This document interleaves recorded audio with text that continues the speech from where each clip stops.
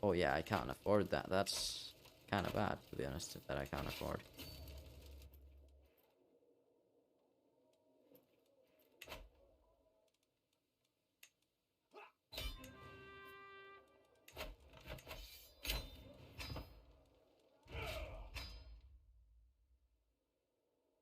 Now, who was it that was the dangerous faction? This person. They don't seem to be mad at me. Okay, they are a bit mad at me. Maybe I just gain a bit of opinion there.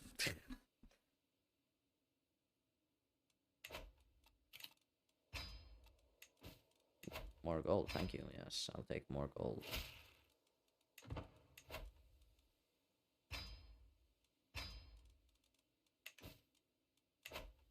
Perfect, now I want that at least.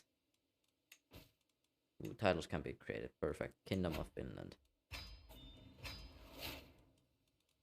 Ooh, and Kingdom of Sweden.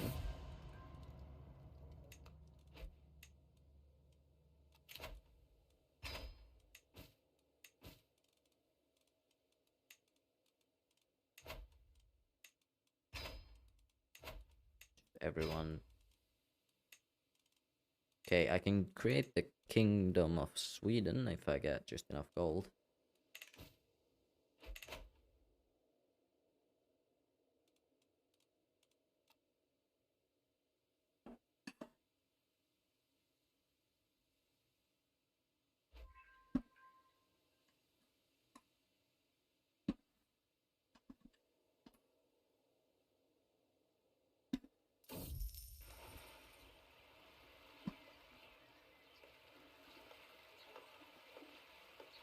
Roadside stall.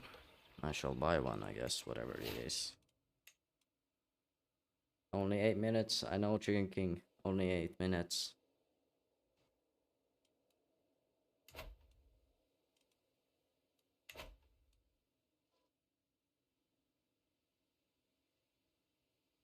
We'll see if Gecko trolls me in the end.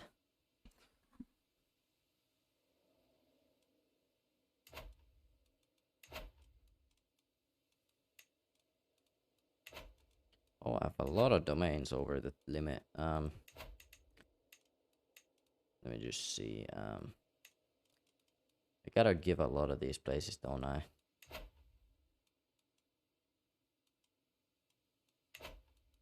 How do I do that again? I forgot. Let's see. Wait.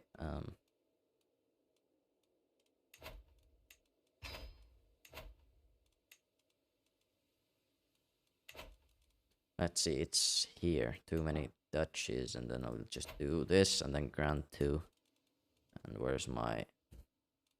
Why is everyone so unhappy right now?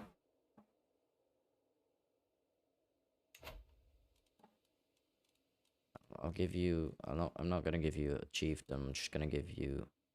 I will give you chiefdoms, but I'll give you the cheap ones.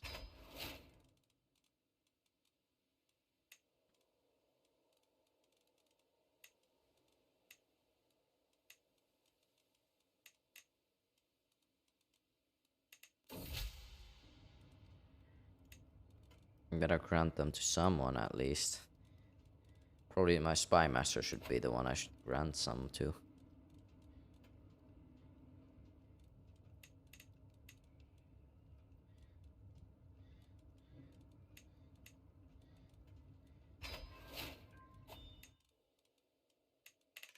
Are there dangerous factions anymore trying to plot against me?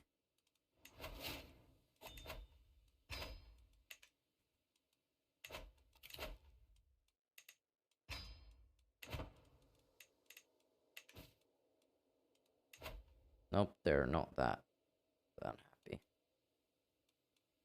Oh, I gave one. Oh. Actually, that might not be that bad, to be honest, to do that. 6 minutes left. The time is ticking.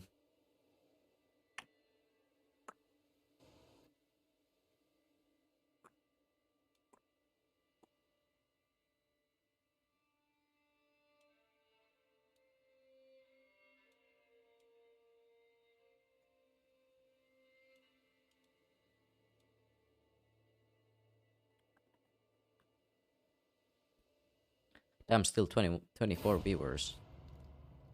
Very nice, very nice. Thank you everyone for sticking around. Thank you, Chicken King, at least. You've been here. You've been here a long time, by the way, as well. You've been here probably like 9 hours in total, like just checking in at least every hour or so.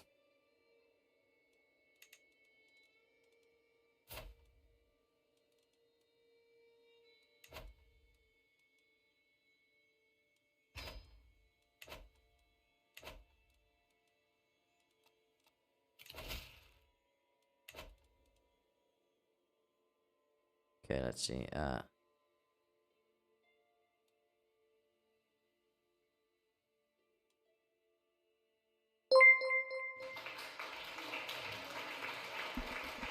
Gecko. Thank you for the subs. To Yexi and Bones. Thank you so much. We're 1 away from 10 subs, by the way, as well. And there we go, 1 hour left. Came in with the clutch. Almost had to end the stream there.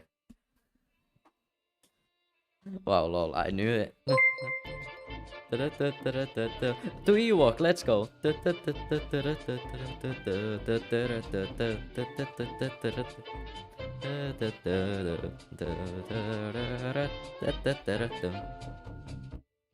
Thank you. Thank you, Gecko. Thank you so much. That we did it. We did it finally. We hit the 10. Now still don't get what this is. Had to. There we go. Thank you. Now you're the leader in gifts. Thank you so much, Gecko. And I knew you had to. I feel like you just want to make me stream longer, don't you? And you've got an ad instantly. Unlucky. Maybe Chicken King will get it next time. Anytime, man. If I have it, I like to pass blessings and ruin your night. Yeah. Thank you. Thank you for ruining my night. I'm passing on the blessings. Yeah, I like to do it as well.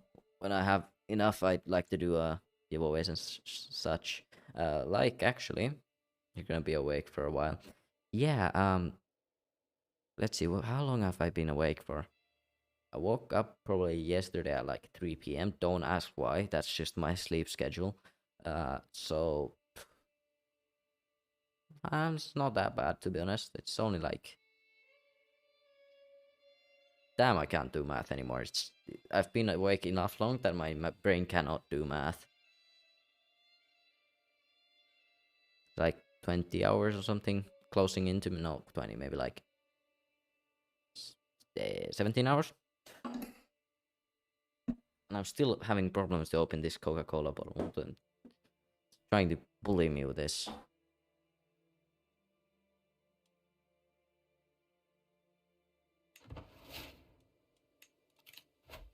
Perfect, now I don't have a faction against me at least.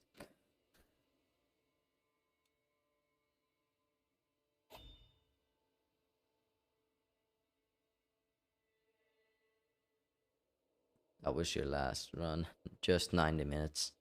Just 90 minutes. It's not bad. It's only about as long as one movie.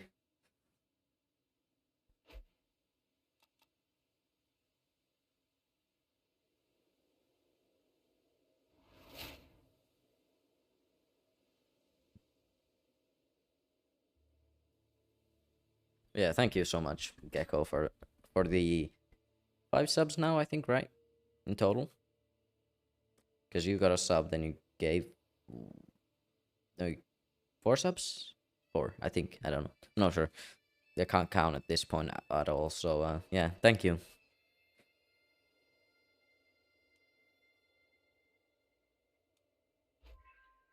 Should probably actually open up my Coca-Cola. I've been getting annoyed by it for the last 30 minutes because I've been like, I want to drink some Coca-Cola, but I can't open the bottle.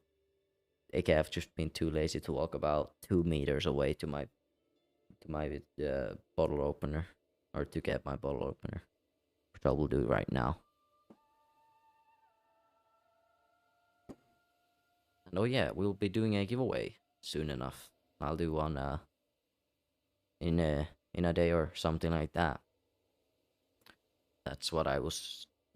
That's what the 10 subs goal was, right? I think so.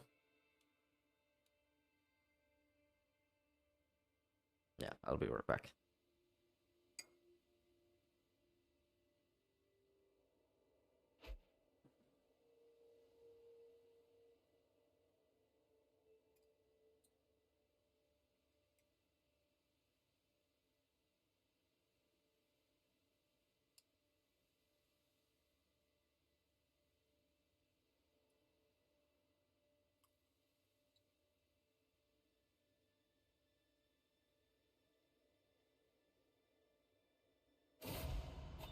Okay.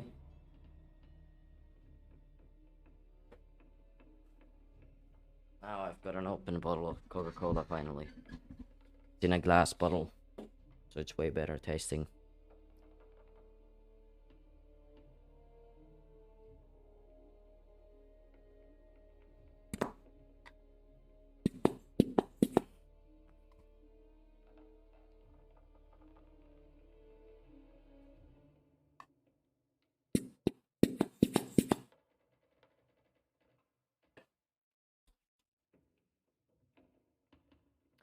Now let's see, what do we do in this game? Just already attacked like 20 places. Pray for the weak, that was probably the right answer there always. He only gives me stuff it doesn't lose.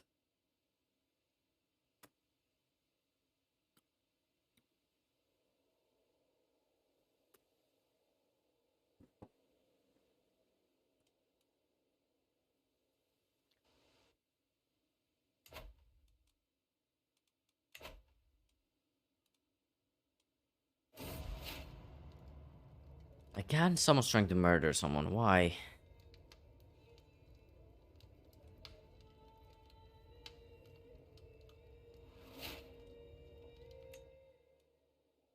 Why is everyone trying to murder each other in my game? Like, why? This is very cool though. Thank you everyone who's gotten a sub. I'm now at my biggest sub amount that I've ever been at. The last best was at 5, so we're already doubled.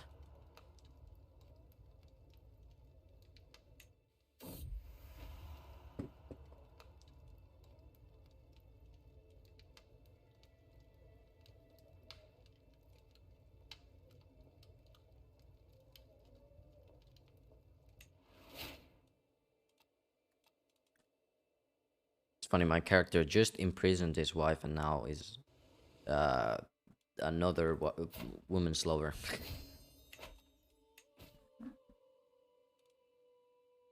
It is the Giga Chad character though.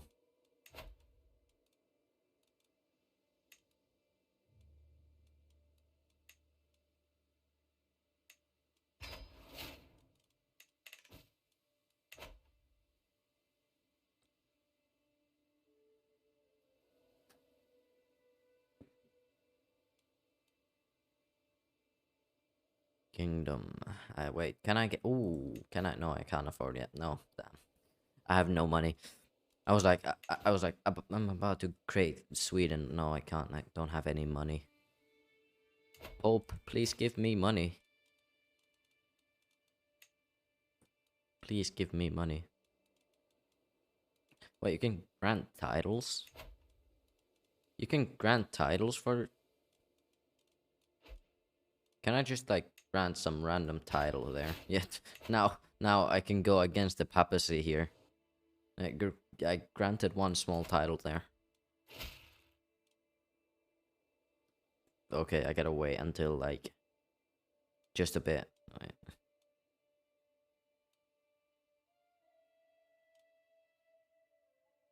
Ooh.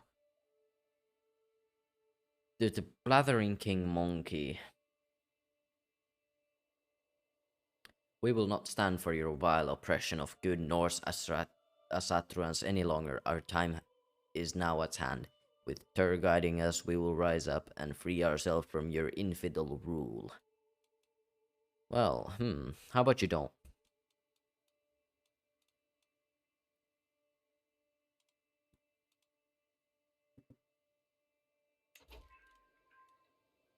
Rally the troops. That's really all you have.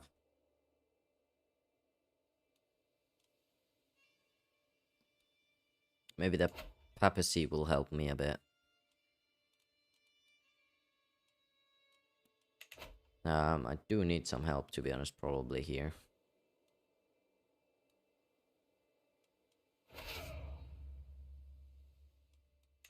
I mean, really the best way here to fight is to go out one at a time.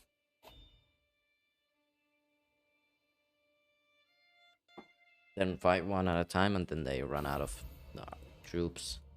Slowly. But pretty shortly. And there we go, we're about to destroy them there.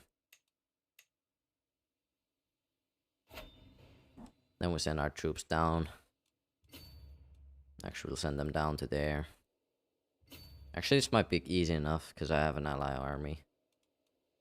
Oh yeah, certain parts of Finland are just helping me. Without letting me control their troops for some reason.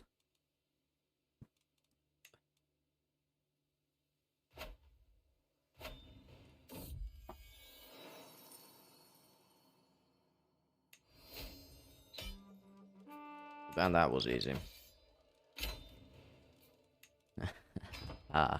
You never get anything from me. I take everything. I take all your land. Now I do kind of want to go and destroy. Oh, I can ask for gold. And now I can declare one. Right? Now I could take it back, right? Ooh, but I do kind of want Roma. How much would it be just to... Made Kingdom? Yeah, that's way too expensive.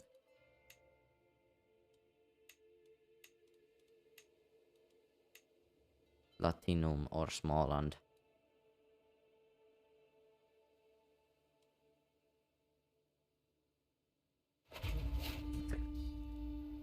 I'm going to fight against the Pope.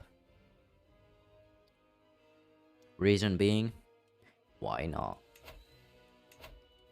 Never actually seen anyone just for no reason fight against the Pope from all the way here. You gain nothing from fighting the Pope.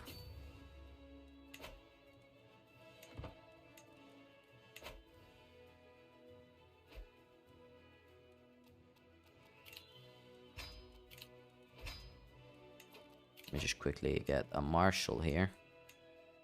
And then also... Trade avaricious.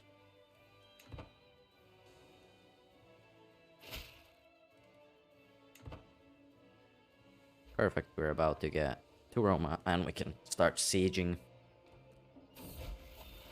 Or besieging. No, sieging, yes, it would be sieging.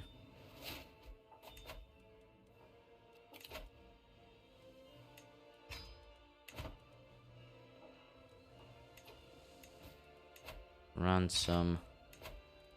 Hire the court physician.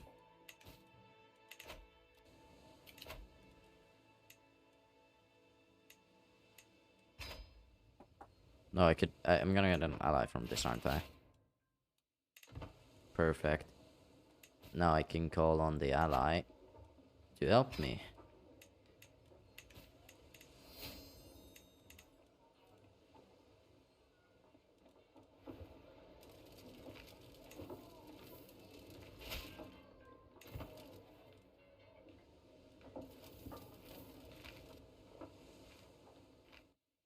I'm gonna get a few thousand a bit over to help me here.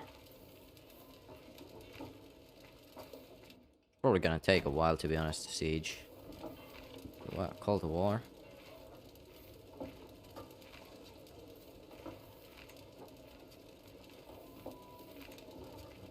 I'll join the war. I mean, it's not gonna do much for me, because I'm just gonna be fighting here anyway.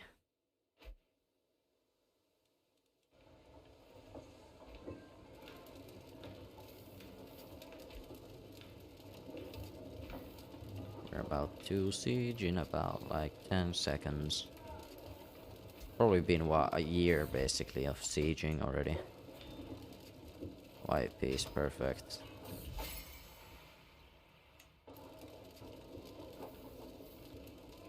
And we are about to siege the fort in Roma. Now. Barony of Tivoli. Perfect.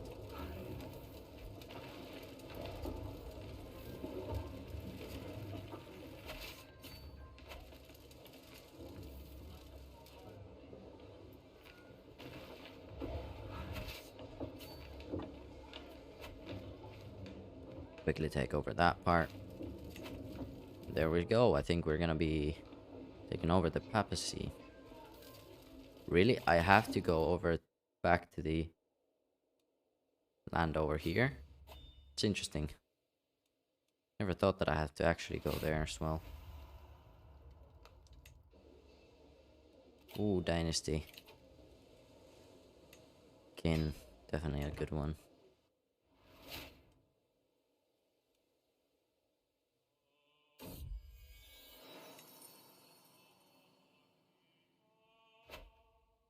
Just start sieging there and perfect.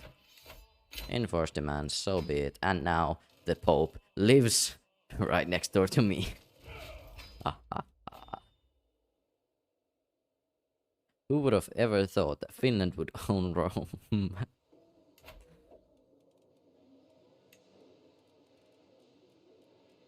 There's so many people I could.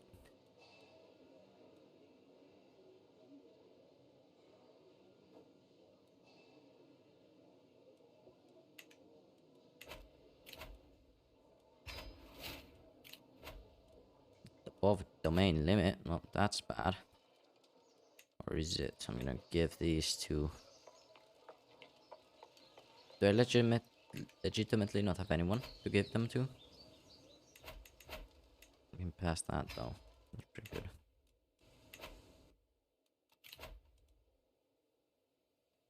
Ooh, I could do that. I could do that. I could let's see. What places can I see for where is that? Oh, it's these places here, aren't they? Yeah.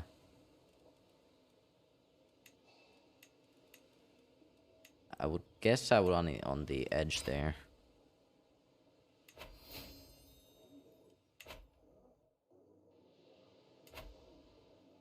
I now own everything here. It's almost, I think it's almost time to take over this one land here. Ooh, ask for gold, yes, thank you.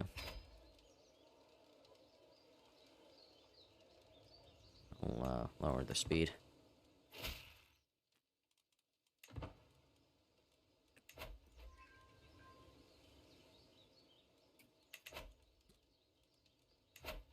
Now we conquer the duchy.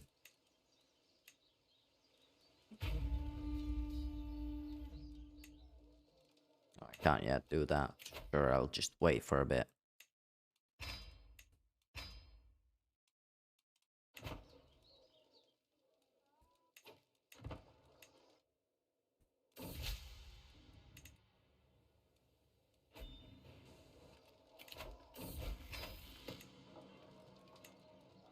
Okay, perfect. Now I don't think I have anything. Yep, perfect.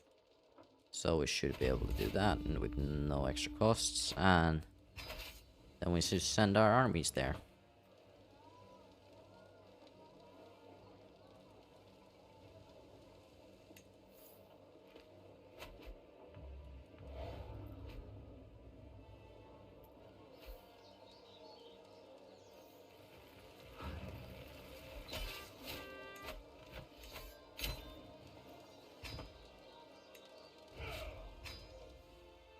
Now perfect, there is no papacy. I am everything. I own everything. Wait. Yeah, I own these parts, and then without this part, this is probably, oh, I'm still owning this part as well. So where's the Pope? Where's the Pope at right now?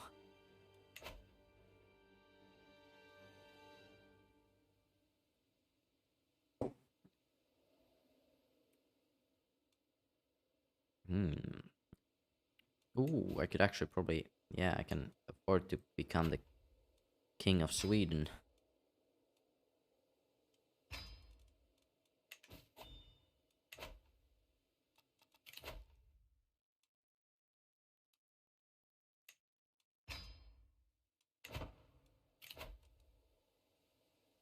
One member. Who is this? Oh, this angry man. Sure, I'll take my 14% chance.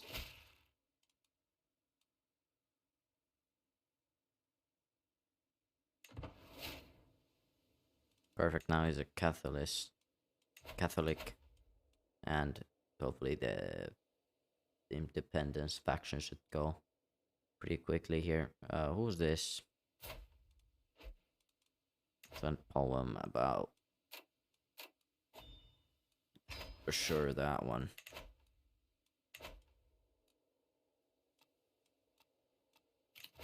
Oh yeah, I gotta do this stuff soon enough. Because I will be running out of space to actually hold my...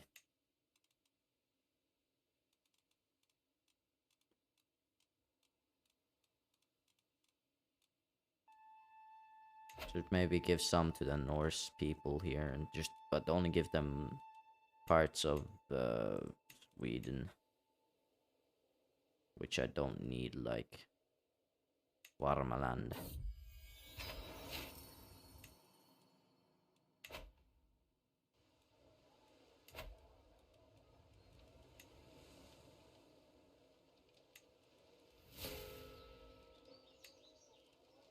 Wait, building disabled.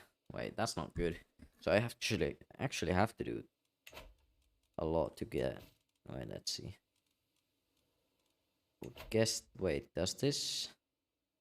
Oh yeah, this would just right. This would make everything into Karelia, so there's no more need for that.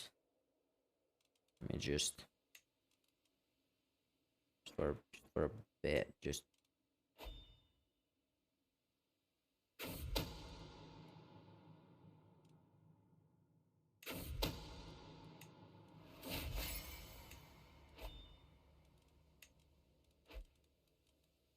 I still need more gold. How much gold do I need? Like, legitimately, how much?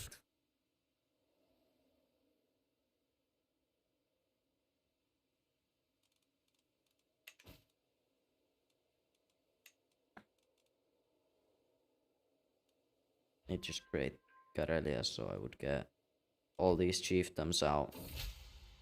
Right? That's how it works.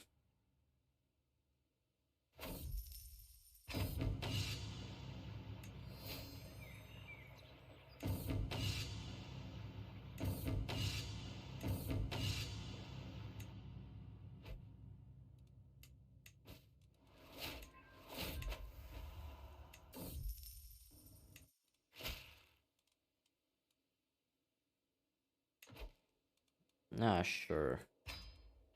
Yay, I'm fighting again. I don't want to do this because I just want to... Okay, this is gonna be easy though. It's not gonna take a while.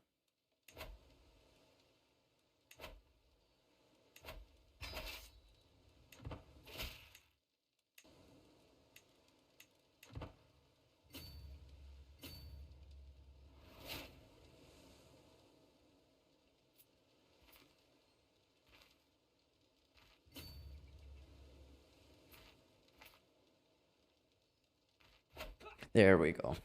No running away from me.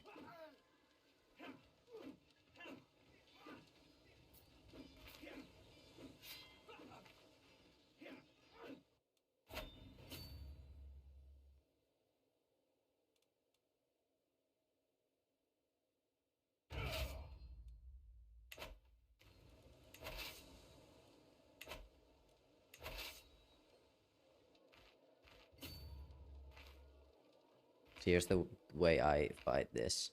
I just destroy every one of their army parts, and then they just have no chance. Then they just normally just say, okay, you can have it. Then I'm like, easy. Look, that was very quick.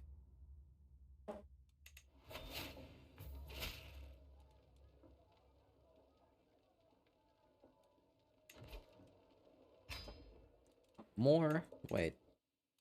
Really? Oh, oh, it's just that part.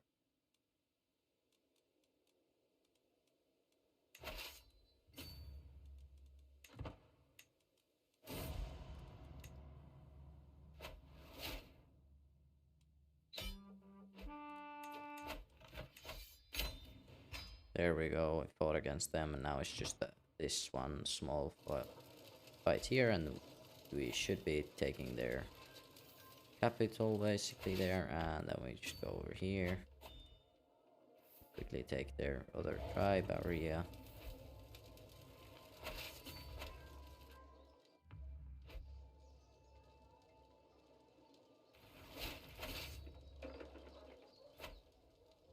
I'm just taking everything now. They can't say that I can't be their liege. I think that's how it basically works.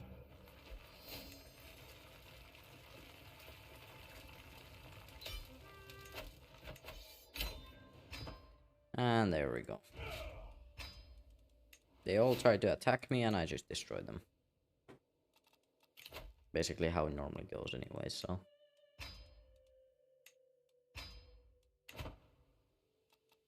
Now we need a new steward. And a new spy master.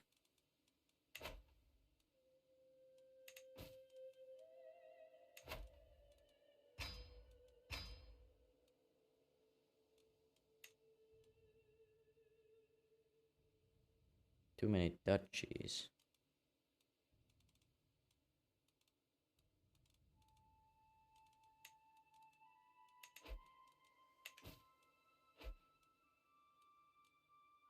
Bergslangen. Okay, sure, I'll give it to this person. I'll just give some of these useless part. Wait, with the this is where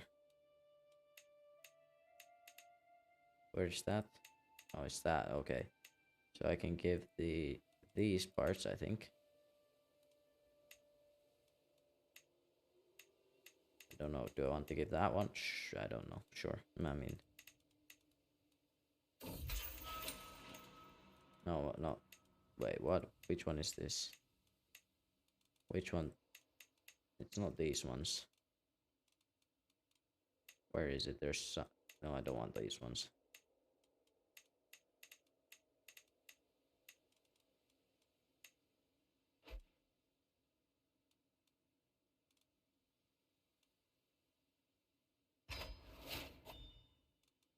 Perfect.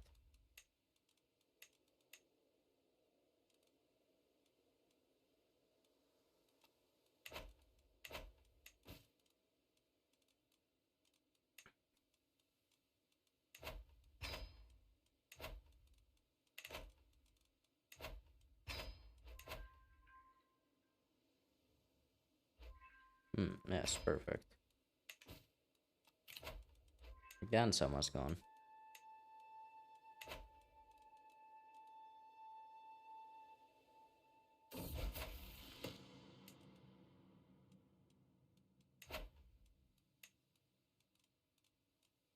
Kinda wanna just take over Italy for no reason.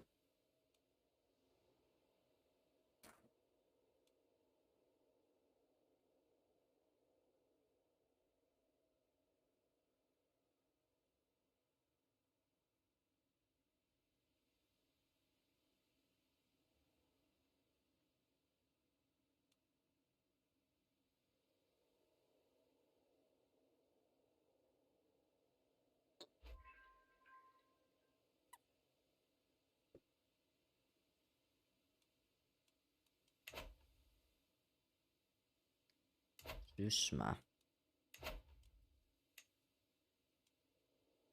I can fight against them. Not hard to do.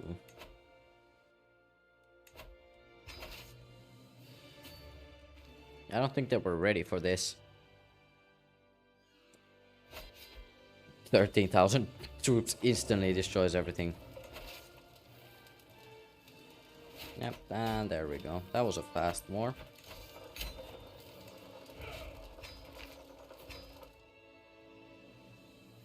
Now, we need the Dorito place here up here. And I don't know why I call it Dorito.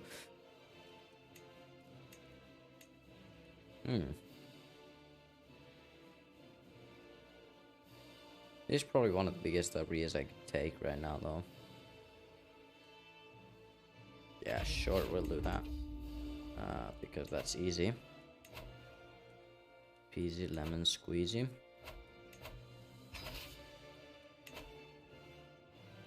We just march everyone to the capital.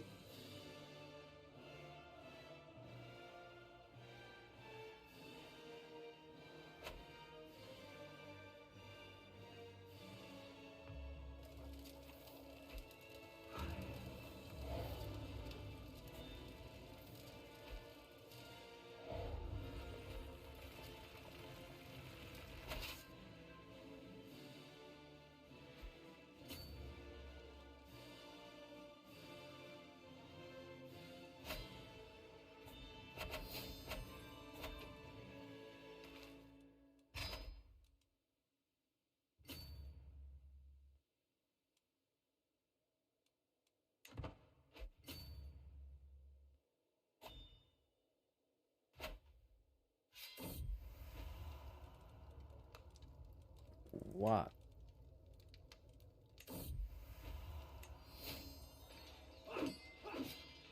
Oh yeah, perfect. I'll destroy these at least.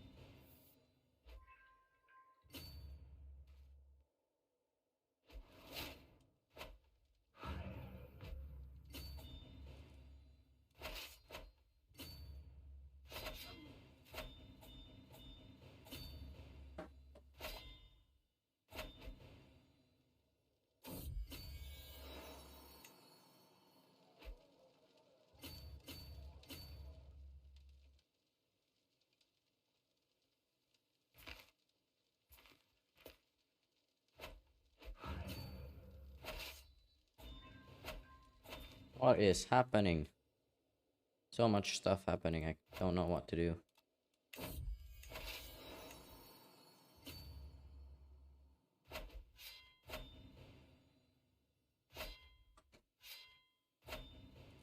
That's a lot of death.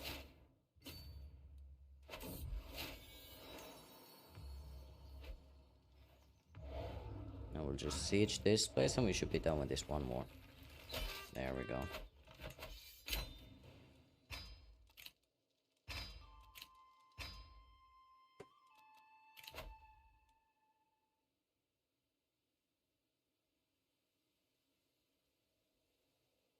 Oh, wait, do I?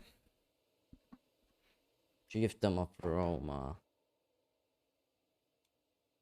No. No, mine.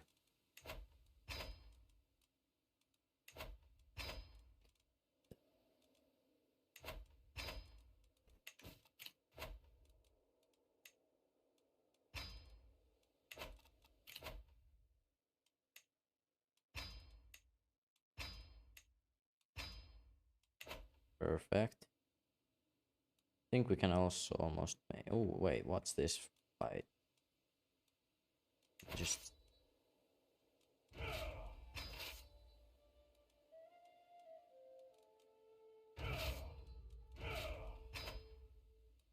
We'll get only from fresh soldiers and we'll send them out to...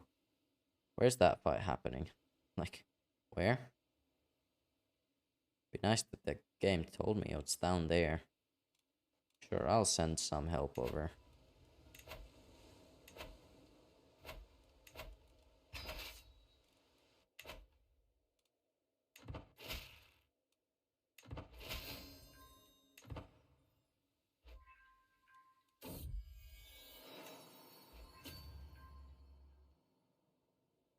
No, wait, it's this place that I have to fight, right? No, it's Bolivia. What? Okay, well, good it ended before I even had to get my people out. Out of not know where to go.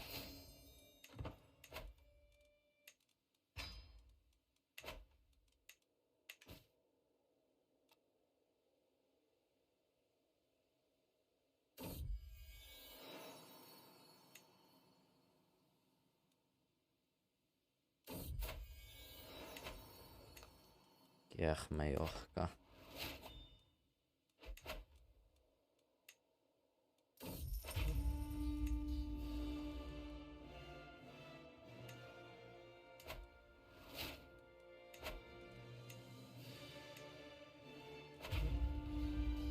just fight against a few of these again. Easier, to be honest, just to fight against all of them at the same time.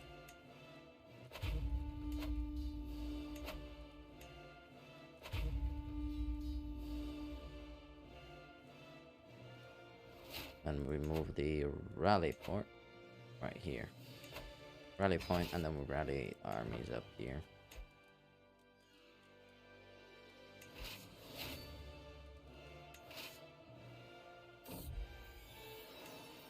Wait, stop. I gotta actually see what I'm doing here. 2,000 there, 2,000 there. And we'll send 2,000 there.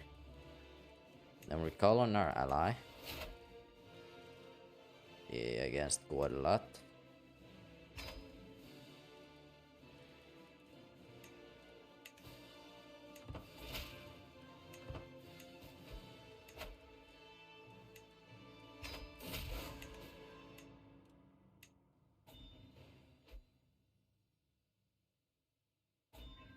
Why was there 5,000 there?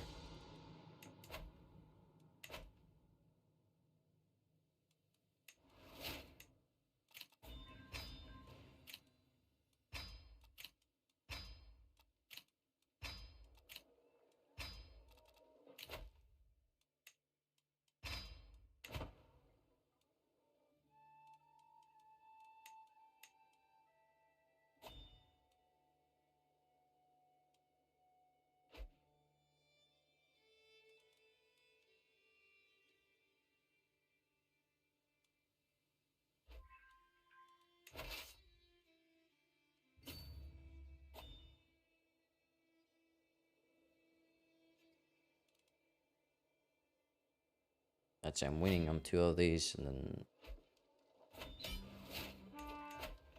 okay, we're done with 1. Don't know which one that was. That was one of them.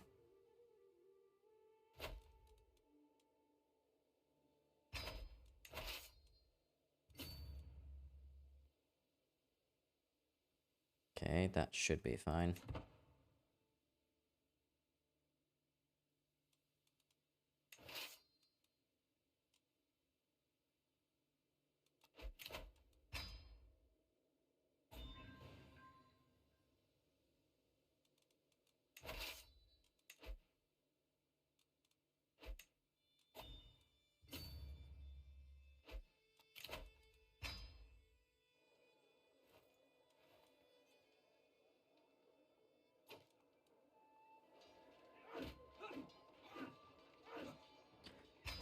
There's so many things happening right now.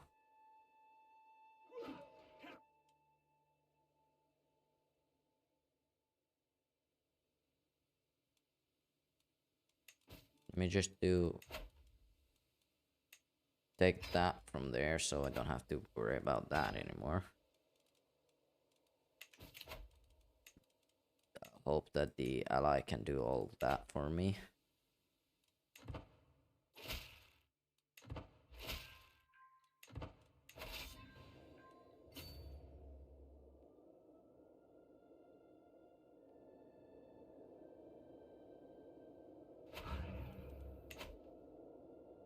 Okay, we'll just siege this place real quick. Oh, that was a big flag spike out of nowhere.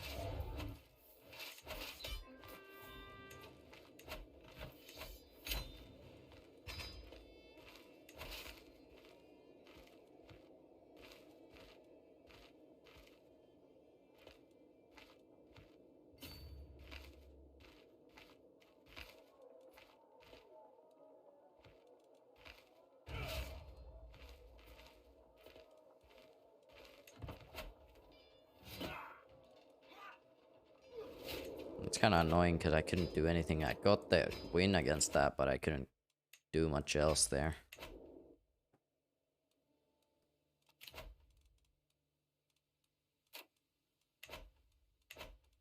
I want to give the Pope his place back. That's not fun for me.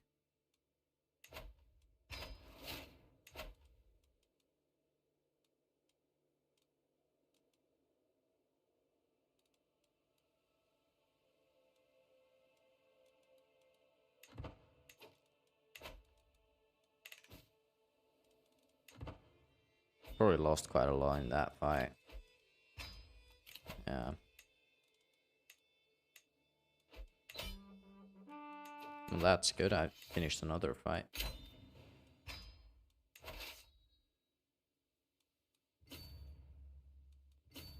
Actually, we'll go here into Kitka. We're about to have most of Scandinavia, right?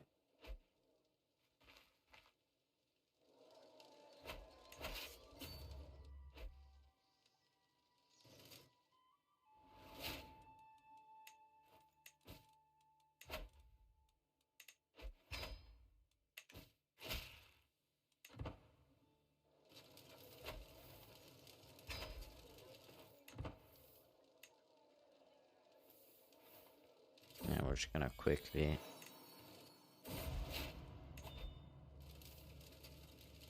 just full speed through this fort. We should be fine. There we go. Next fort here. Oh, we gotta send this as well.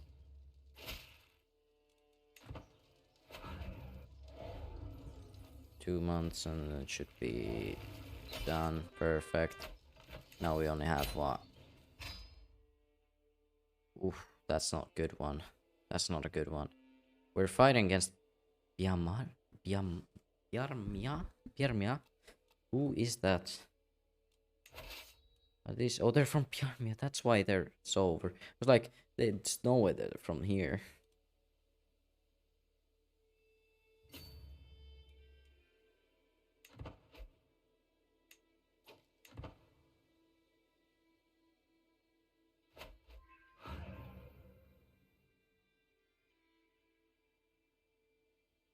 I think I'll be able to get this here.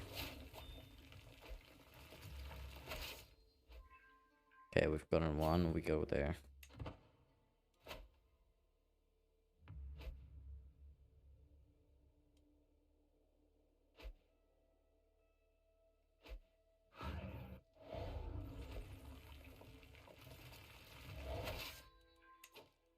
Who is Bjarmia? Which one is the Bjarmia for?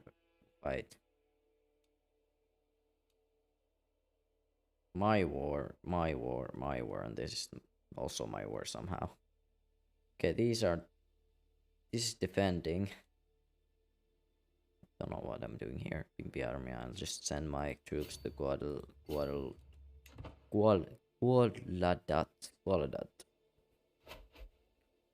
Go on siege there. What did I lose? I lost nothing.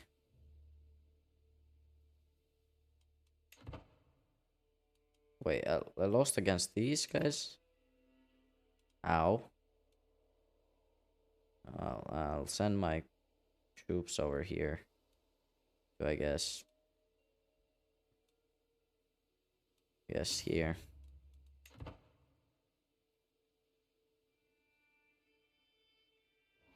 They're just gonna go on the longest trip now.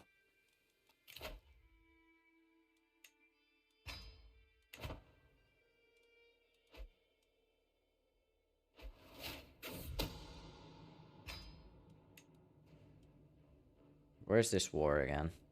Oh, it's against these guys again. Well, I can't do anything when these guys are.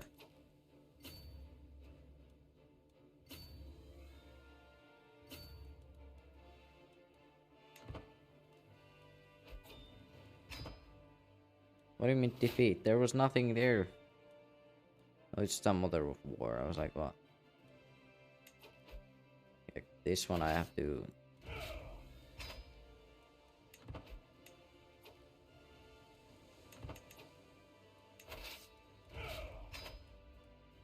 I need to raise a new army. Closer to where I'm actually fighting as well. What am I fighting against again? What am I actually? Okay, yeah, they are fighting against me.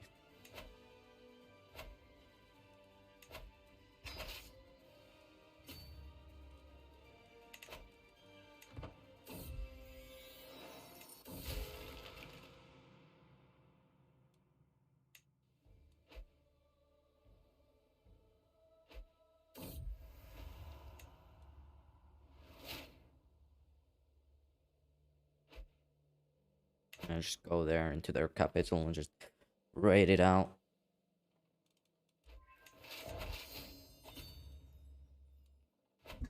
Raid their whole area, and then I will win this war.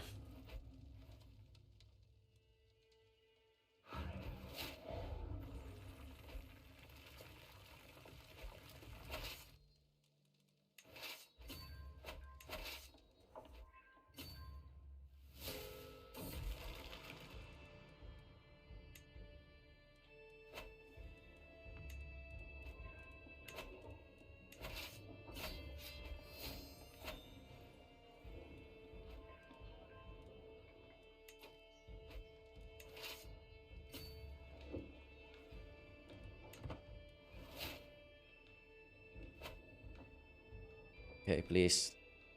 My ally, where are you going? I gotta check that I can get my myself back here.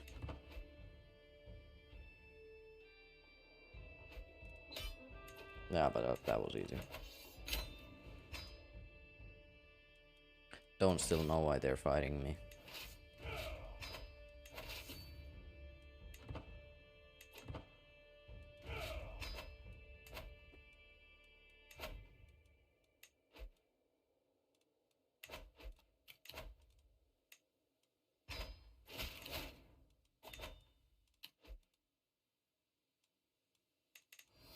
Still about 48 minutes. Damn, there's time goes slow right now.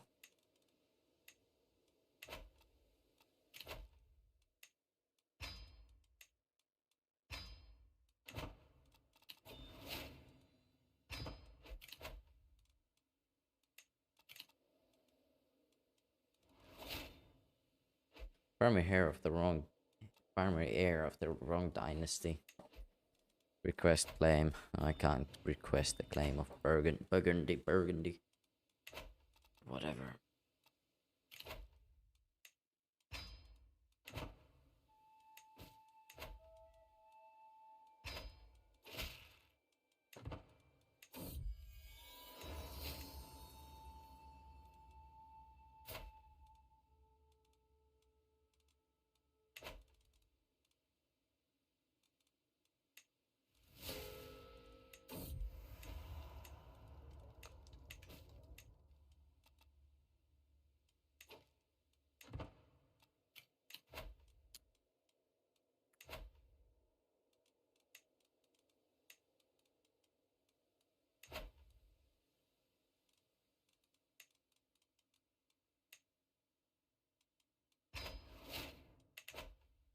Perfect now, lines, perfect.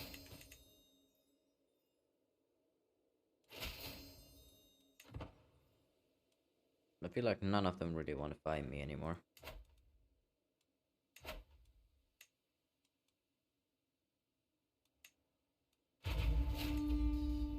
Yeah, there's no way I'm gonna let them anymore annoy me here.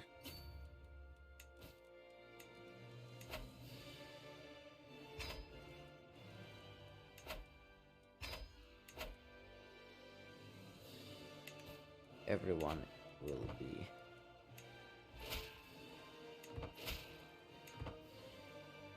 Yeah, this time I letting these guys win. There's no way you're winning this time. Like, there's just no way. I'm giving you away.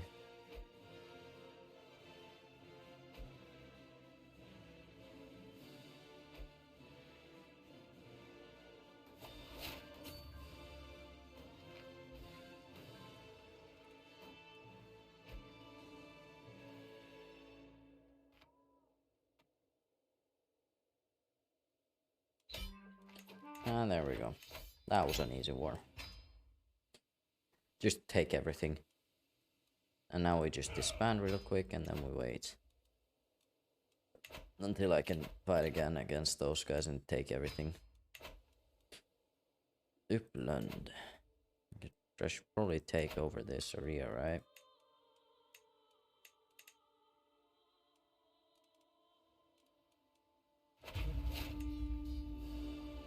Probably take care of these small places that don't really have much to offer me otherwise.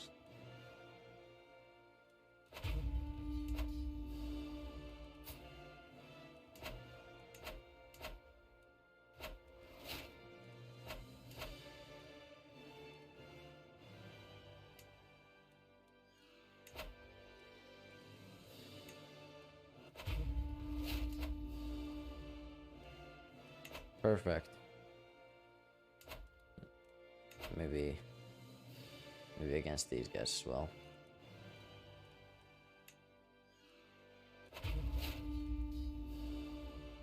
Perfect. Now we call the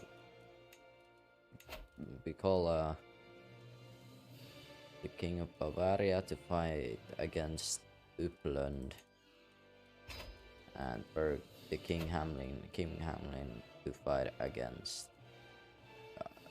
Allogrand, I guess.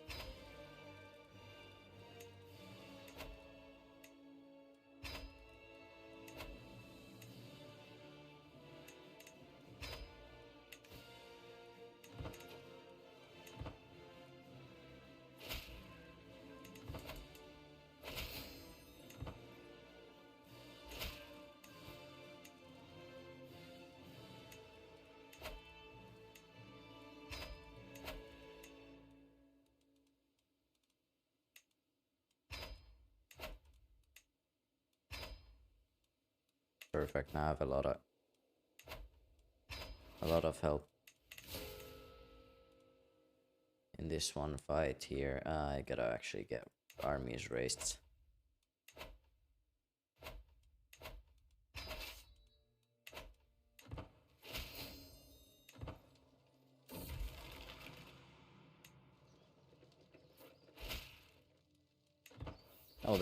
The AI quickly just suddenly decided to not attack when it saw that I was getting enough troops to actually destroy it. That's funny.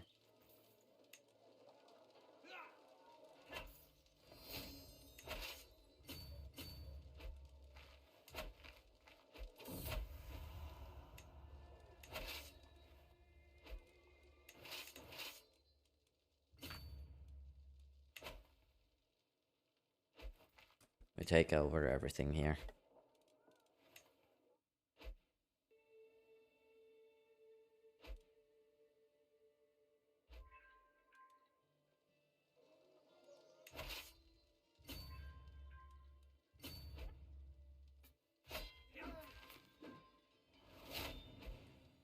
What was that? That was such a weird looking war there. Being raided, why?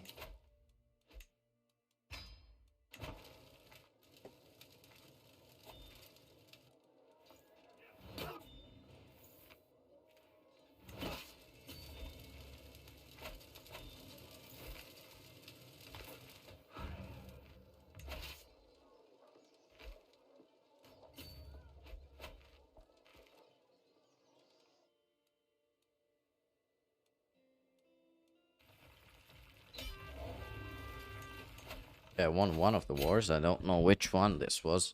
Västergötland, okay. We'll move this army to here, I guess. That seems to be done there. Go over to Seng. Wait, no, I'll go here. Can I pick up some extra troops on the way? Because I can, oh,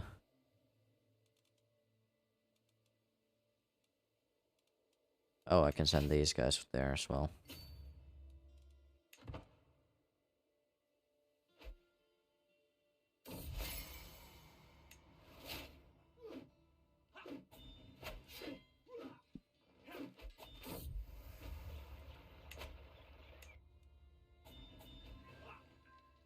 Oh, was that? I lost 2 and the other allies just, in the end, just like, thought like, okay, we'll help a bit. Like, what was that?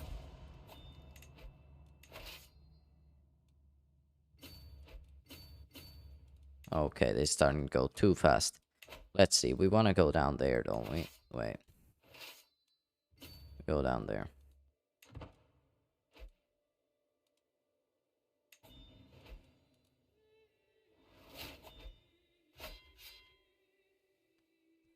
Yep, there we go. Now we overpowered it there.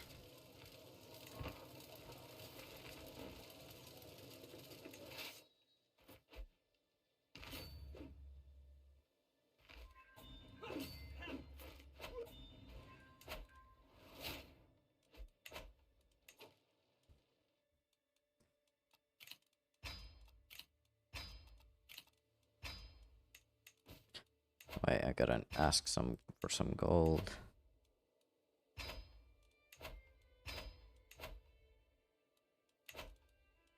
Now we need to call to Alferma, whatever that is, then King Peter of Bulgaria. Oh wait, this is the right place. No, nah. Lotfer. Don't know if I can do that. I think it might be that someone's ally or something like that. Architect. Now, all the good traits from that one.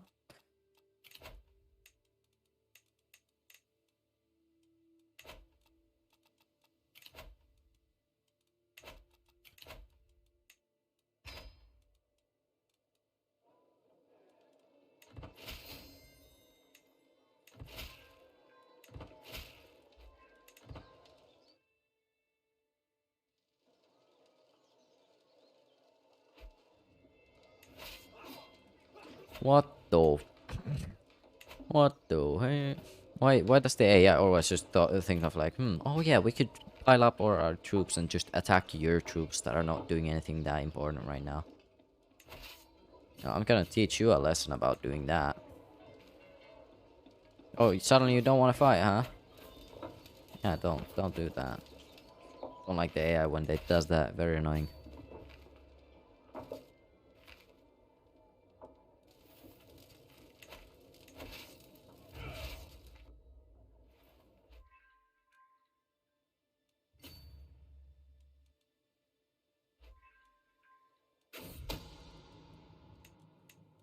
Probably should also do King Bulgar to.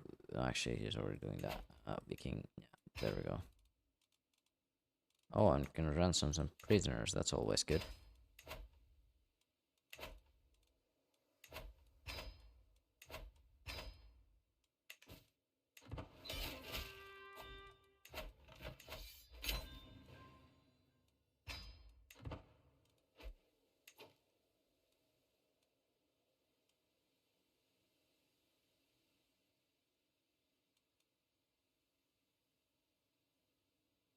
Better speaking. Somewhere here. Don't remember where, but somewhere.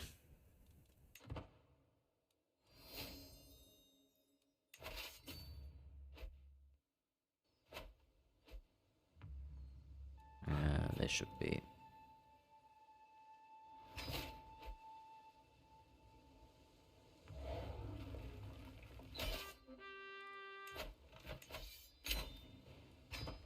And then when there's Alfermar, or whatever, that's somewhere here. We have to go here just. Okay, bring all the troops to here. I think.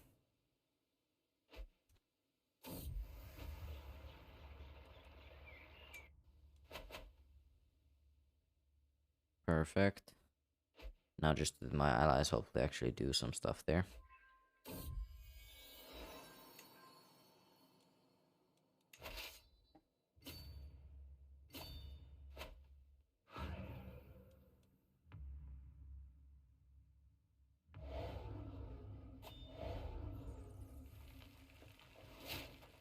Then we go down there. And we go and yes, destroy the king, or we go to the and siege the kingdom of Denmark. Actually, just the main place of it, but still. And finally.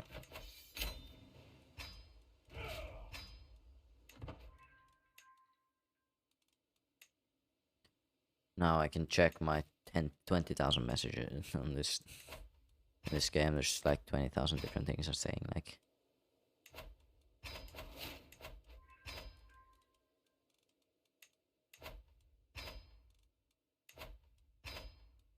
25. I'm gonna get a lot of gold from this, aren't I?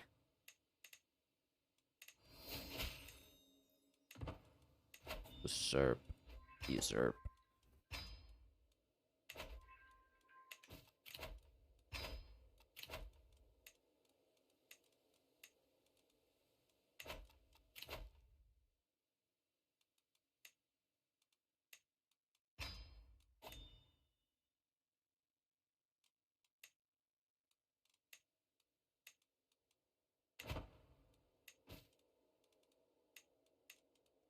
Perfect, then let's see.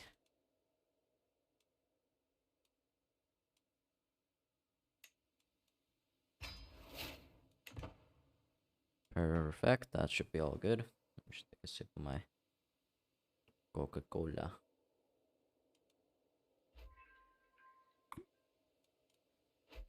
Only 33 minutes left and then I'll end the stream. I mean, of course, if someone subs, then I'll continue, but probably not. Right? Right.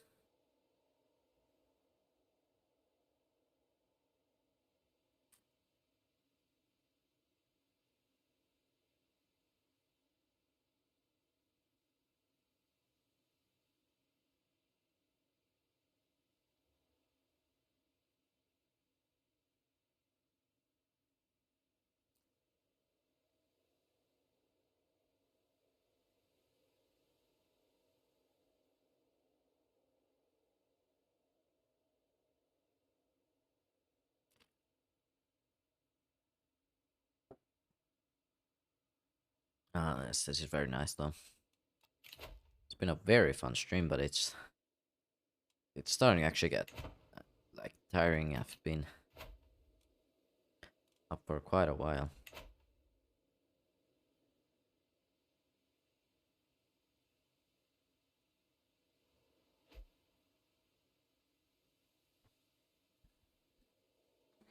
I will help. Wait, do desktop.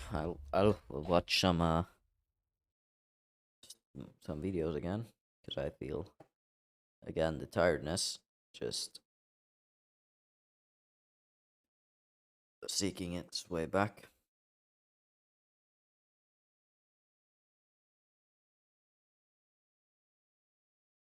Okay, it should work now.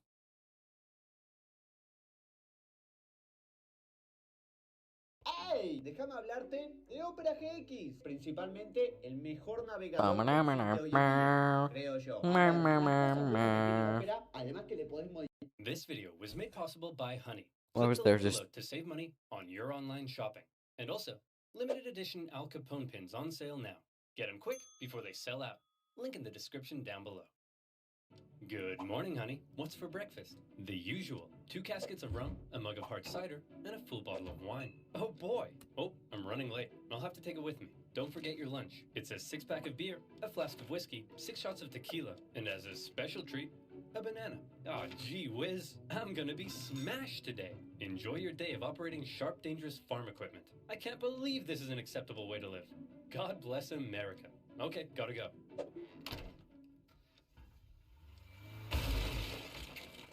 I love my life! America, the land of beautiful strip malls, top-class infrastructure, and wonderful urban sprawl. Ah, yes, beautiful America. But what's the most American thing you can think of? The Statue of Liberty? Mount Rushmore? A crazy lady in a mobility scooter yelling at a pigeon? Well, what if I told you the answer is alcohol? That's right. When the Puritans arrived on America's shores, they brought a ship packed with beer. George Washington provided his men with a daily cup of whiskey. Andrew Jackson's inauguration party left the White House so trashed that everybody had to be ordered outside. Frederick Douglass said whiskey made him feel like a president. Me too, Frederick. Me too. Americans drink at breakfast. Doctors prescribe their patients hard liquor. In the 19th century, Americans drank 3 times as much as their modern-day counterparts. That's a lot of whiskey. Hey, Jerry, how's that report coming along? Already done, sir. I've also organized your paperwork, watered your flowers, and been a father figure to your children. Wait a minute. What's that smell? Have you been drinking at work? No, sir, I would never. Well, why not? Everyone else is doing it, but I got all my work done. You're fired! Americans drink at work. They drink at barn raisings, baptisms, and public hangings. Heavy drinking was so normal that it was as American as apple pie. Hi, everyone. My name's Ron, and I'm an alcoholic. Get over yourself, Ron. We're all alcoholics. But more and more Americans began to wonder whether all of this truly was a normal way to live. Were Americans drinking, perhaps, a little too much? Well, one group in particular thought the answer to that was yes. You know them, you love them. Women. Women. Oh, crap! Woman! Wrong! Hang on! We just want to talk. Woman talking in public? That's outrageous. Come on, Fred. You've got 2 kids and a wife at home. Yet here you are spending your entire paycheck on booze. And you, Dr. Spanky, you were on the cusp of discovering time travel. But what did you discover instead? The sweet, sweet joys of whiskey. That's right. Whiskey. Alcohol. It's destroying our families, our jobs, and our homes. She's right. She's right. Hang on, men. Don't let them get to you. This saloon is our safe space where our wives and children can't annoy us with reality, where we're free to be real men. He's right. He's right. I am a man. And what is it real men do? Take care of their families. I don't know what she's talking about. Do you take care of your family? No. We drink beer, we shoot guns, and we mud wrestle. As America's heavy drinking ruined more and more lives, moral resistance began to arise, and women were at the forefront, taking matters into their own hands at a time when women doing just about anything was shocking. They'd had enough of being victim to their husband's heavy drinking, and they were going to do something unprecedented. You're going to what? I'm going to protest.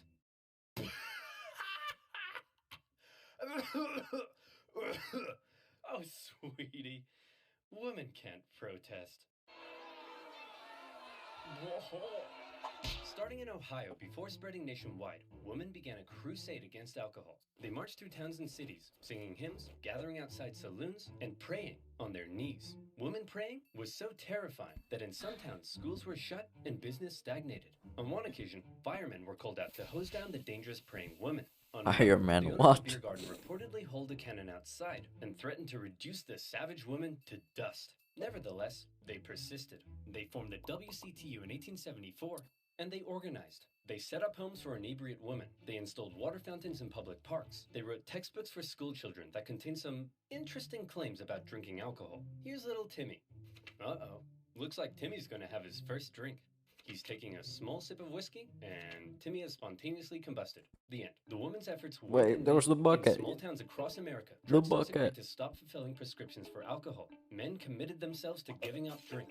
Inspired by the woman's moral fervor, some saloon owners closed their doors. The Women's Crusade and other temperance movements were forcing people to reconsider alcohol's role in society, and more people began to side with the growing temperance movement. Many states had even begun enacting their own dry laws that restricted the sale and use of alcohol. One of them was Kansas, where alcohol had been outlawed since 1881. Despite this, many illegal saloons remained open, and authorities had done just about nothing to stop them.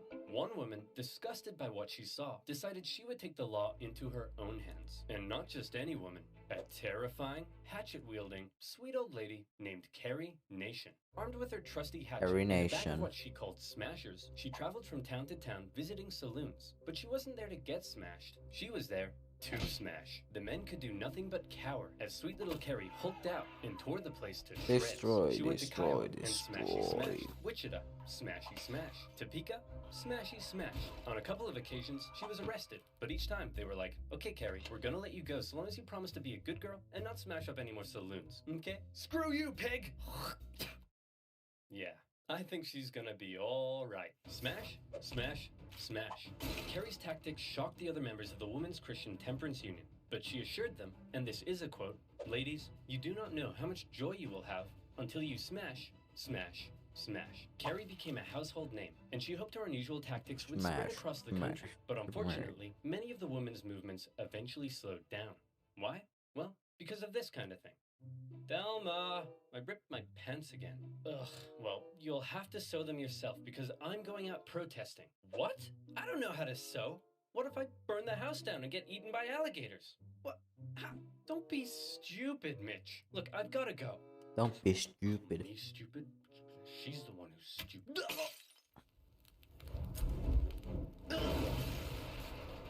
Hey, Thelma! Look who's stupid now! See, while the women were out protesting, there was nobody to do the cooking and cleaning and being seen and not heard, and they gradually had to return to their duties at home. But where the women had got the ball rolling, a new movement was about to take that ball all the way to Washington, D.C. I'm talking about Washington, the Anti-Saloon D.C. League. The Anti-Saloon League was a political pressure group run by a very sweet-looking old man. But don't let that deceive you. This guy was an evil genius. While the women's movements were interested in a whole range of issues, Wayne Wheeler and the Anti-Saloon League only cared about enemy number one, Mr. Alcohol. And as a result, they were extremely effective. They were able to exploit the fears of the American people. And I mean everyone's fears. Here's how they did it. Hello, sir. Welcome to the Liberal Progressive Rally. Why don't you introduce yourself? Well, I'm Patty, and I'm an immigrant from Ireland. And tell me, Patty, do you drink? Oh, yes. I drink a lot. See, folks, people like Patty come here looking for a better life, only to end up drunk in the gutter. Don't worry, sir.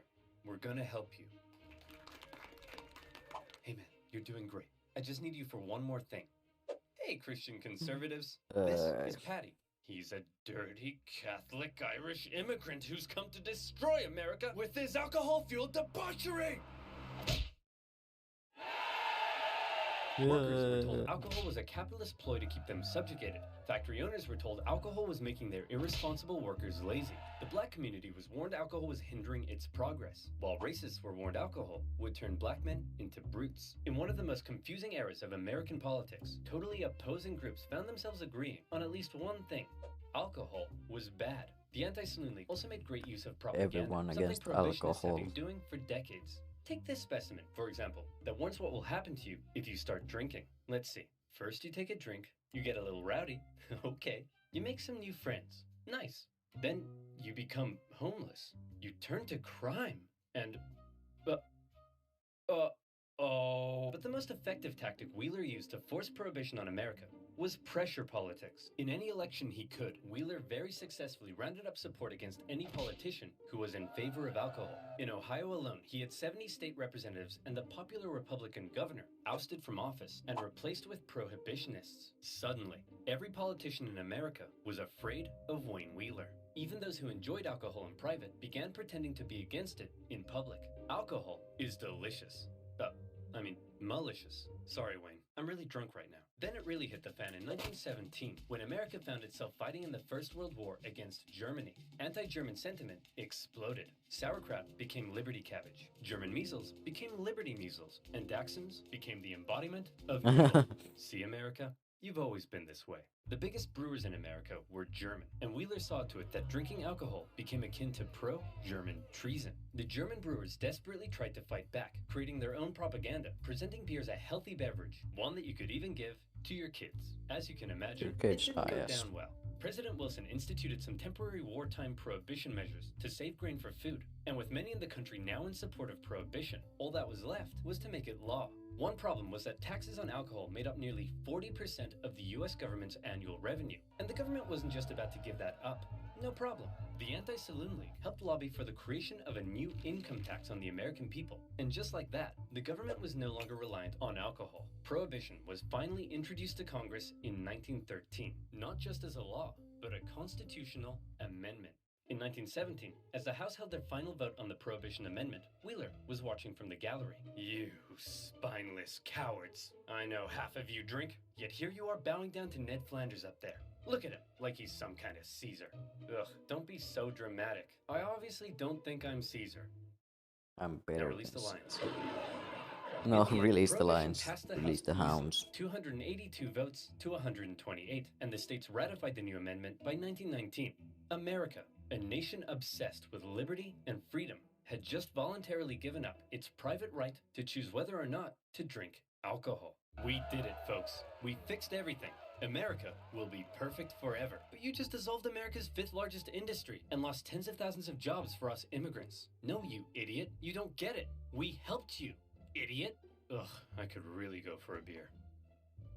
Oh, no! Immediately after Prohibition went into effect, alcohol consumption in America decreased as Americans followed the law and tried not drinking. Man, if we're gonna be law-abiding good boys, we need something else to fill the dark, lonely void that delicious beer once did. Well, how about we crack open a nice cold can of water? Hell yeah! Toss it over! Nah, this isn't doing it for me. Let's try knitting. This isn't filling the dark void at all. Wanna play some kites? Ah, screw it. Let's go get some illegal beer. While it seemed like many Americans supported Prohibition, after the law went into effect, it seemed like just as many Americans intended to keep on drinking, and they would go on to find a variety of ways to break the new law. Here's a question for you. Do you like breaking the law? Well, shame on you. Or do you like saving money when you shop online? Then you should use Honey. Do you ever shop in store? Of course Honey. not. Then you'd have to talk to real-life people. Yuck. You'd rather shop online in the comfort and darkness of your mom's basement. And better yet, you can save money when you shop online with Honey. Honey is a free browser extension that scours the internet for promo codes and automatically tests them when you're checking out. Look at me. I'm buying a Baby Yoda smartwatch to increase my chances of getting a girlfriend. And look, this magic dancing coin man has a promo code for me. Holy heckin' balls! I just saved $18.75. Watch out, ladies. And guess what? Those of you who've already installed Honey using my link have found over $247,000. Damn, that's a lot. So what are the rest of you waiting for, you big dumb stinky idiots? It's free and can be easily peasily installed in 2 clicks. So get Honey for free today by going to joinhoney.com/oversimplified. That's joinhoney.com/oversimplified. And as always, you'll be supporting my channel. So thank you. Now where were we? Oh yeah. Punching Patty, passing Prohibition, and procuring pints. Pretty soon after the new law went into effect, the failures of Prohibition were already beginning to rear their ugly heads. For starters, the details of the new Prohibition law, written by none other than Wayne Wheeler himself, turned out to be more draconian than expected. Many Prohibition supporters only wanted to outlaw hard liquor and hoped beer would remain legal, but the Volstead Act outlawed anything over 0.5%. That would make Liberty Cabbage illegal. Secondly, the new law was full of loopholes that Americans very quickly began to exploit.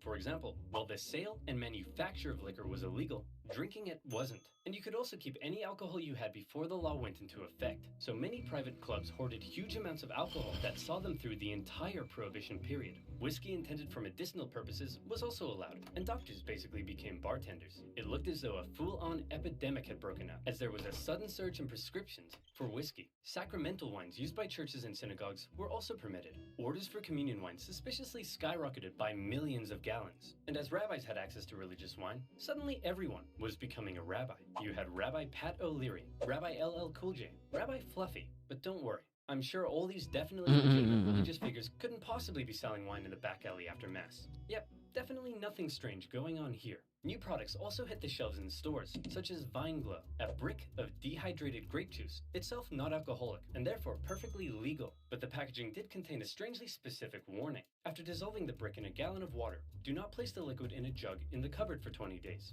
because then it would turn into wine. I'll take 1,000. Yes, sir. Now, at this point, I want you to think back for me, if you will, to the year 2005. You're the coolest kid around, and you convince your parents to rent the greatest movie of all time from your local Blockbuster. But the movie starts with a strange message, something about not downloading a car.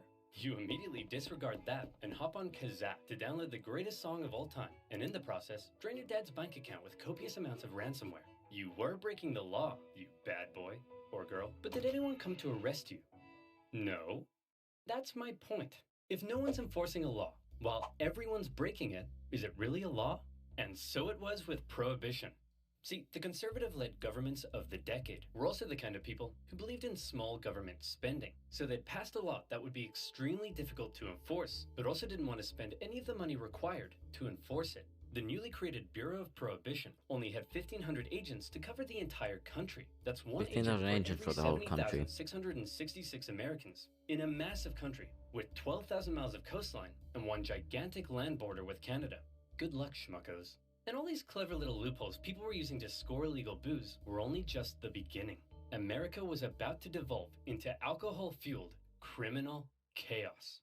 By outlawing it, Prohibition had made alcohol a precious commodity, and millions of Americans would become outlaws as they found a variety of ways to score illegal booze. For example, many Americans began making their own liquor. Illegal stills from making moonshine were found by Prohibition agents from the hills of Kentucky and the caves of Arizona to parking lots in major cities, and even in the homes of Prohibition-supporting politicians. Oh, come on now, fellas. I voted for Prohibition. I'm not gonna have an illegal still. What's this? That's my son, Freddy. Say hi, Freddy. Sir, this is obviously an illegal still. How dare you? Hey, what's this in the bathtub? That's bath water. Why does it taste like alcohol? Here's a better question. Why are you tasting my bathwater? Weirdo. Come on, Freddy. Let's get away from these perverts. To discourage moonshining, the government began adding extra toxins that's to many funny. of the products moonshiners were using, which resulted in many cases of severe illness and death. But alcohol wasn't just being made at home.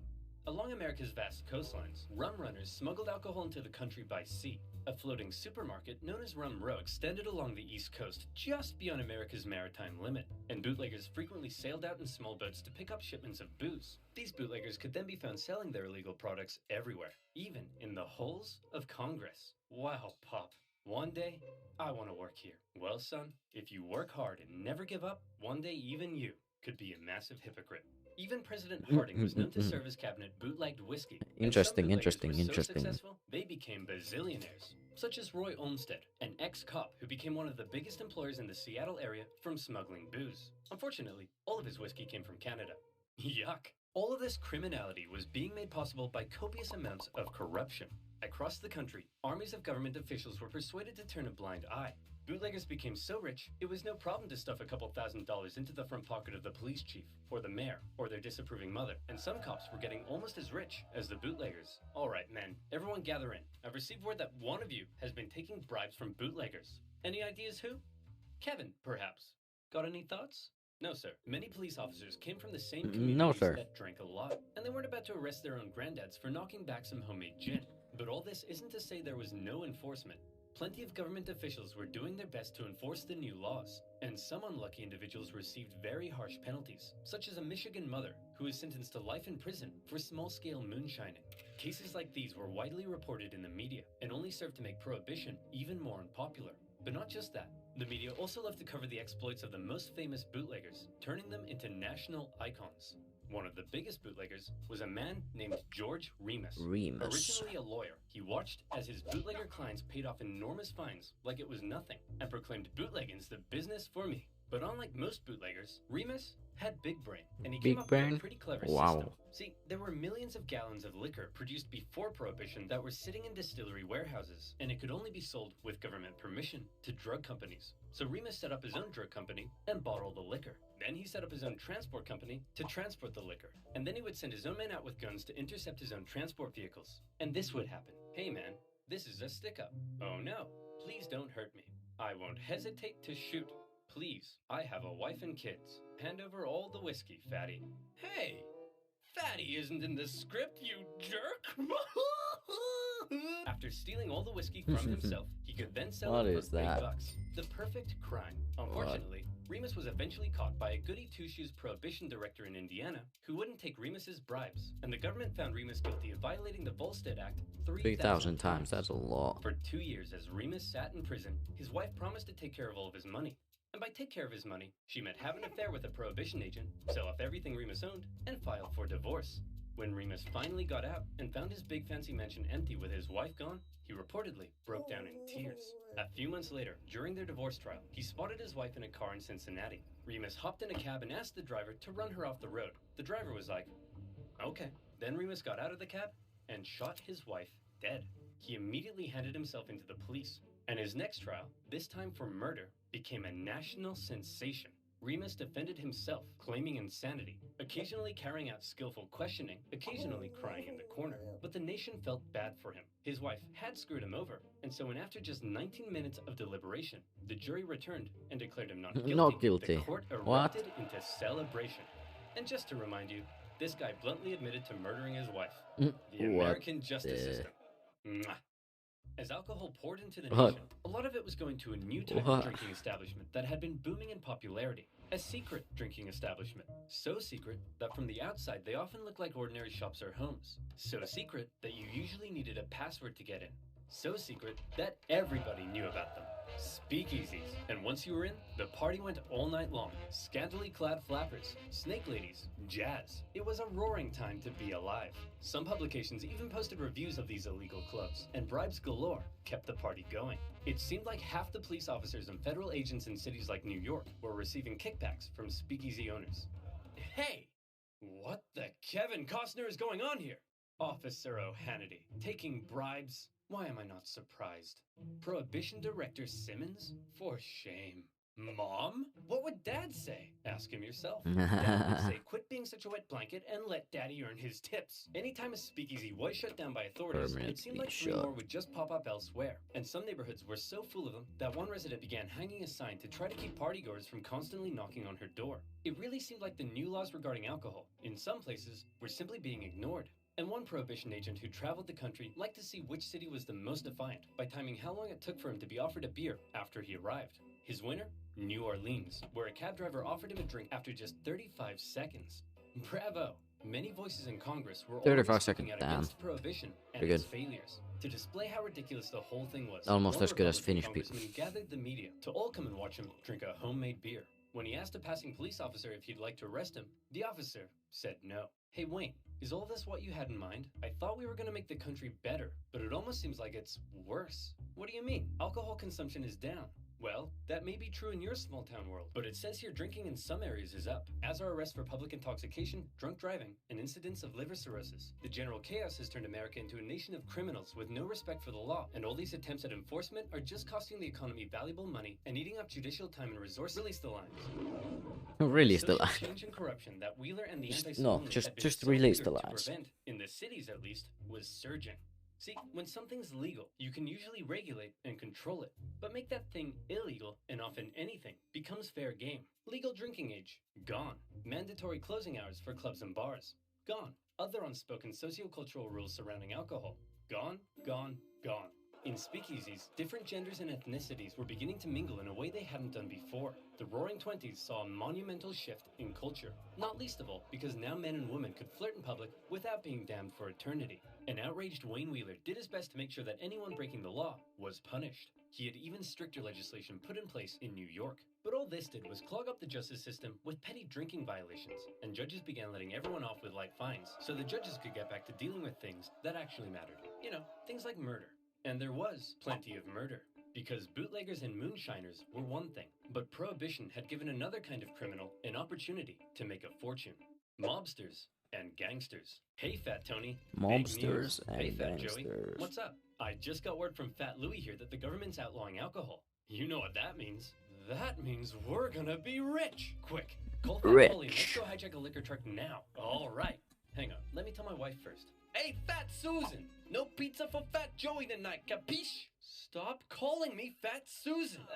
Come on! Forget about began to it. battle in America's cities, raiding each other's transports, assassinating rivals, and trying to take control of their city's illicit booze trade.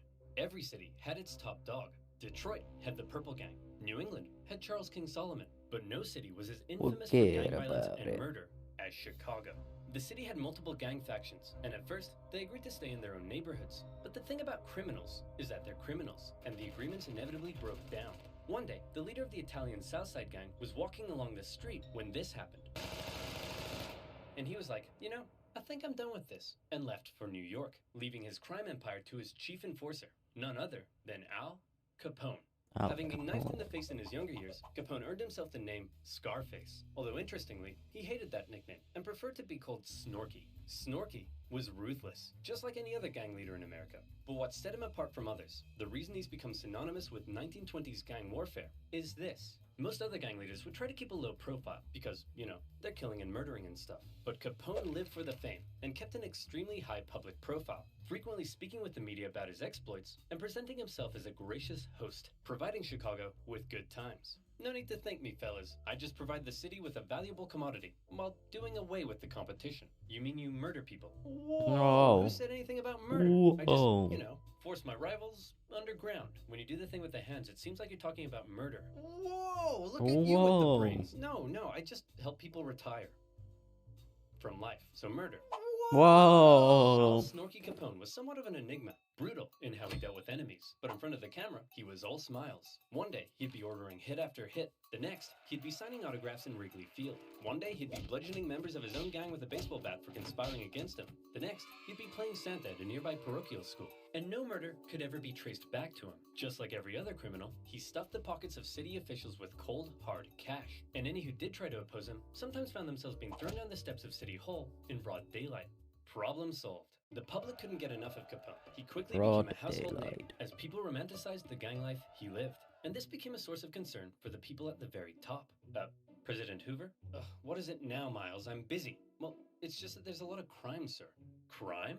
How long's that been happening? Well, since the dawn of man, sir. What?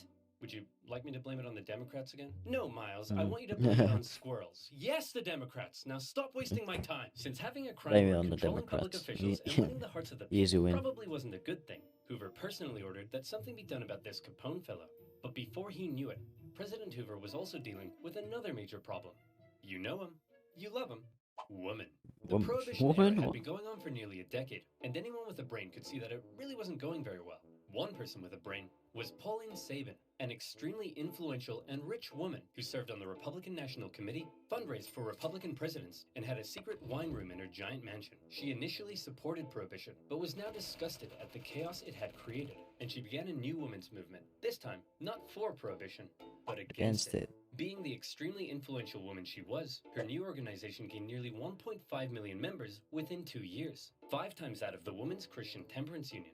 She hated that the WCTU claimed to speak for all women, and she began calling for the repeal of the 18th Amendment. President Hoover, I helped fund your campaign, and now I want you to end Prohibition. Miles, what is it I say when I'm not going to do anything? You'll look into it. Oh, 3 minutes only. Oh, yeah, that's right. Pauline? I'll look into it. Sabin gave speeches on the steps of Congress and helped start a growing push among the American people against Prohibition. But Hoover, himself, wasn't budging. Then, on the 14th of February 1929, something happened that shocked the nation. Men, thought to be working for Al Capone, tricked some Irish mobsters into meeting them at a garage in Chicago, thinking they were there to purchase hijacked whiskey.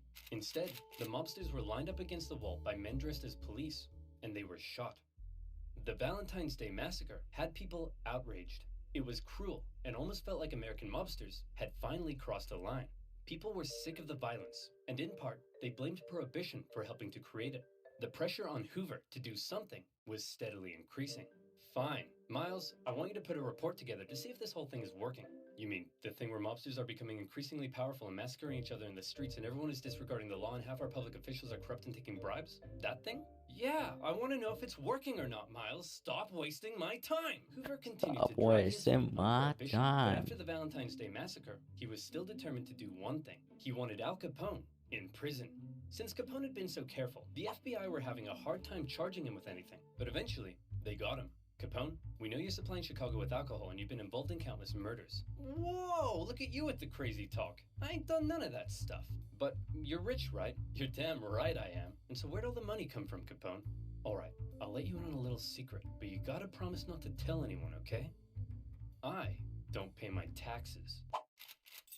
Whoa! For all of his murder, the IRS finally got Capone on tax evasion.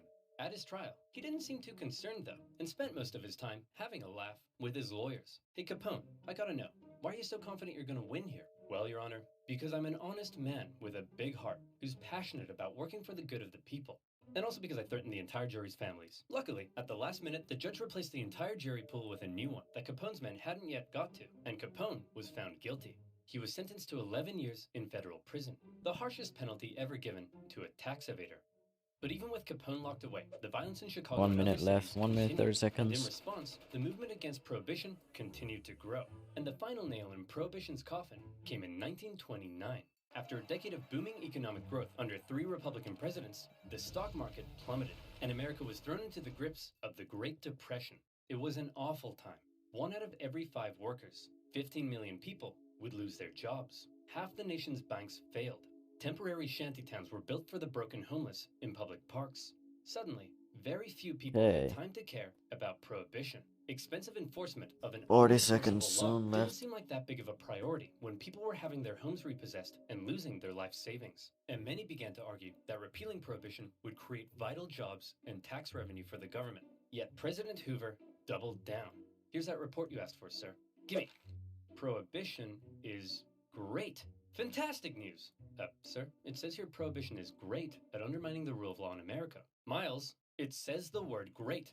That means good. Now stop wasting my time! The public, increasingly shocked at the violence they saw in the streets, the corruption they saw in the government, the general disregard for the law, and now an economic calamity, had enough. For his re-election, Hoover faced a Democratic candidate who promised to finally do something about prohibition, Franklin D. Roosevelt.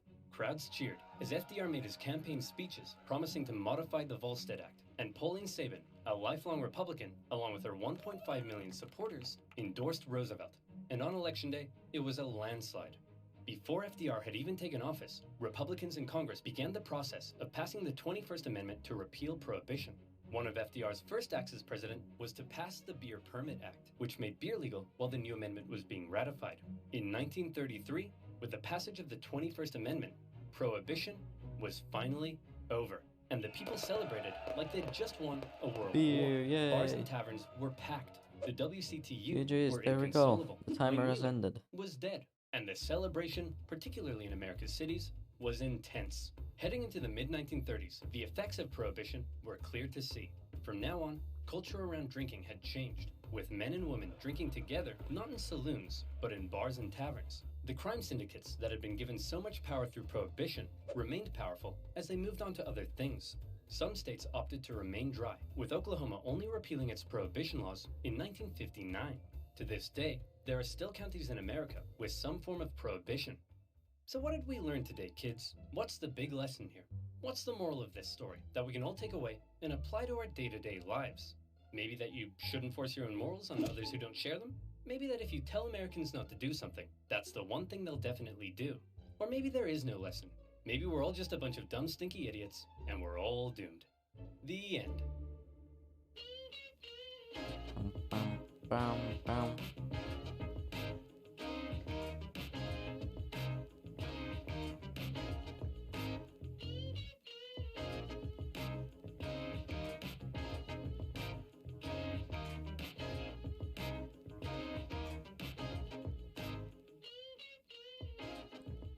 Well, that's it for the stream.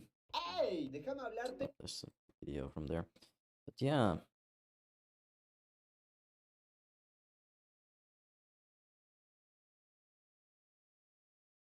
I think I will find someone to raid off to. And who is this?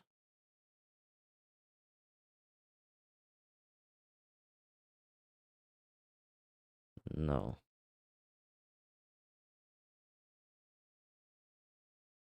I will find myself someone quickly to raid, and then we will end the stream.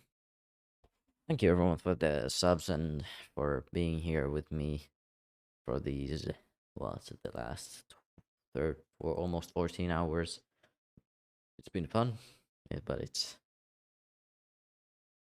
starting to be a bit. I'm starting to be a bit tired, and I should probably go to either sleep or just go chill anyway and do nothing for the next 7 hours. So yeah, I think about it for today. Don't know when I'm gonna next stream. I don't have it planned or anything. So yeah, I'll just quickly find, like I said, I'm gonna find someone to raid, and then who is this?